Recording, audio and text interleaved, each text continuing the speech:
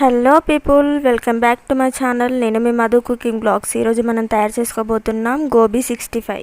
ఈ గోబీ 65ని ఇంట్లోనే ఈజీగా 10 మినిట్స్లో రెడీ చేసుకోండి. ప్రాసెస్ని చూసేద్దాం.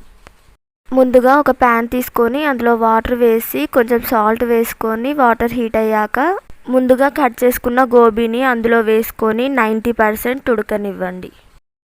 ఇలా 2 మినిట్స్ బాగా ఉడికాక ఒక సర్వింగ్ బౌల్లోకి తీసుకోండి.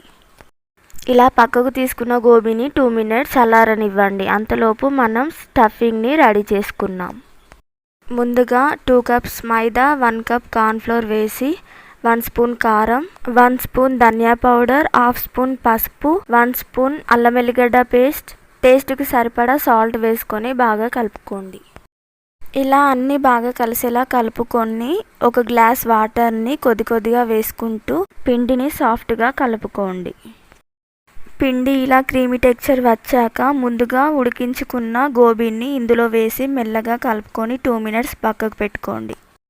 పక్కకు ప్యాన్ పెట్టుకొని అందులో ఆయిల్ హీట్ చేసుకోండి. ఆయిల్ హీట్ అయ్యాక కలుపుకున్న గోబీని ఒక్కొక్క పీసెస్లా వేసుకోండి. గోబీ వేసుకునేటప్పుడు గ్యాస్ లో ఫ్లేమ్లో పెట్టుకోవాలి. ఇలా గోబీ మొత్తం వేసుకున్నాక 2 మినిట్స్ బాగా ఉడకనివ్వండి. 2 మినిట్స్ బాగా ఉడికాక సర్వ్ చేసుకోండి. ఎంతో easy and tasty gobi 65 ready.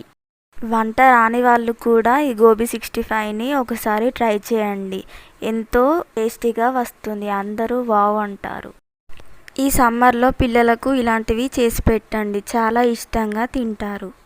ఈ రెసిపీ మీకు నచ్చినట్టయితే ఒక లైక్ కొట్టండి. అలాగే మీ ఫ్రెండ్స్ అండ్ ఫ్యామిలీకి షేర్ చేయండి.